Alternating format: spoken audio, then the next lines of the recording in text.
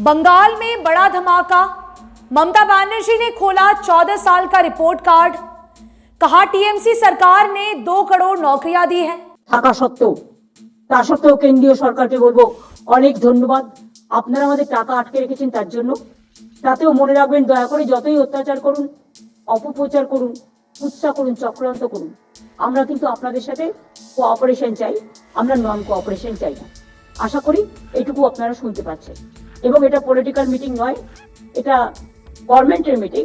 তাই government to government cooperative federalism সিস্টেমে সবাই আশা করে राज्य सरकार केंद्रीय सरकार कांधे कांध मिलिए काज करबे, शुधु झगड़ा करा नय। नमस्कार, मैं रियांशी और आप देख रहे हैं खबर समय। 2026 के विधानसभा चुनाव से पहले पश्चिम बंगाल की राजनीति में तापमान तेजी से चढ़ रहा है।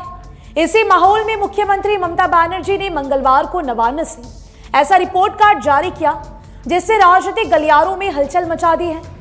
उन्नयनेर पाचाली नाम से जारी इस रिपोर्ट में राज्य के 14.5 वर्षों का पूरा हिसाब किताब सामने रखा गया है और दावा इतना बड़ा कि विपक्ष भी हिल गया है।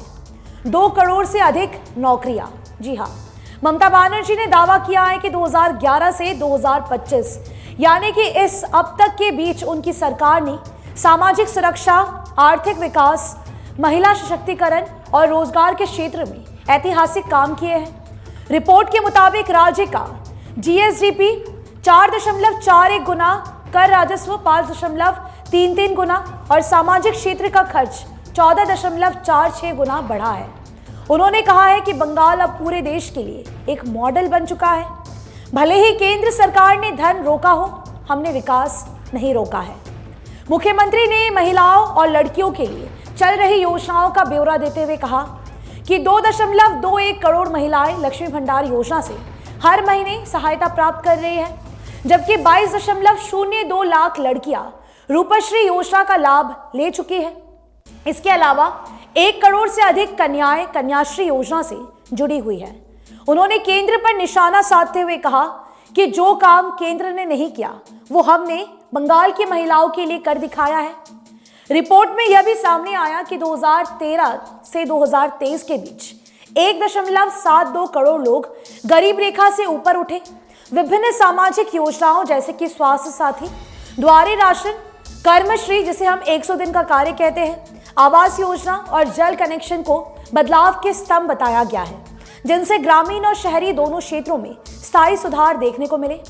इसी दौरान ममता बनर्जी ने केंद्र सरकार पर भी आरोप लगाया कि मनरेगा, ग्रामीण सड़क निर्माण और आवास योजनाओं की धनराशि रोक दी गई। फिर भी बंगाल 4 बार लगातार देश में टॉप पर रहा। उन्होंने यह भी दावा किया कि राज्य सरकार ने खाद्य सुरक्षा पर 1 लाख करोड़ रुपए और द्वारे राशन पर 1717 करोड़ रुपए खर्च किए। रोजगार को लेकर उन्होंने सबसे बड़ा दावा करते हुए कहा कि पिछले 14 वर्षों में 2 करोड़ से अधिक नौकरियां सृजित की गई और बेरोजगारी में 40 लाख की कमी दर्ज की गई।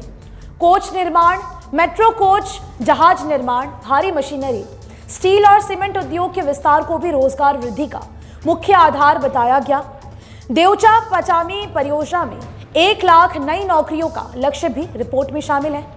ममता बनर्जी ने एसआईआर ड्यूटी के दौरान मरने वाले करीब 40 कर्मियों के परिवारों के लिए 2-2 लाख रुपए की वित्तीय सहायता और 13 बीमार पड़े कर्मियों को 1-1 लाख रुपए देने का भी ऐलान किया है। उन्होंने इसे सिर्फ मदद नहीं, जिम्मेदारी भी बताया। प्रेस कॉन्फ्रेंस के अंत में मुख्यमंत्री ममता बनर्जी ने कहा कि रिपोर्ट कार्ड में अभी कुछ और आंकड़े जोड़े जाएंगे और इसे अंतिम रूप देने के बाद मीडिया को सौंप दिया जाएगा। ये रिपोर्ट कार्ड सिर्फ आंकड़ों का खेल नहीं, बल्कि चुनाव से पहले ममता बनर्जी का सबसे बड़ा और सबसे खतरनाक राजनीतिक दाव माना जा रहा है, जो बंगाल की राजनीति की दिशा बदल सकती है।